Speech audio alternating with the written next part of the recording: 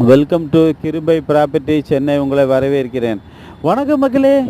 நம்மகிட்ட மன்னிவாக்கம் பக்கத்துலேயே Vandalur to Walajabad highway ரோட்லேருந்து மன்னிவாக்கத்துலேருந்து ரூபிக்கு ஆப்போசிட்டில் ஏஆர்கே நகரில் 20க்கு 60 கோர்ஸ் இல்லாமல் ஸ்கொயர் இடமா நம்மகிட்ட ஒன்று சேல்ஸுக்கு வந்திருக்கு.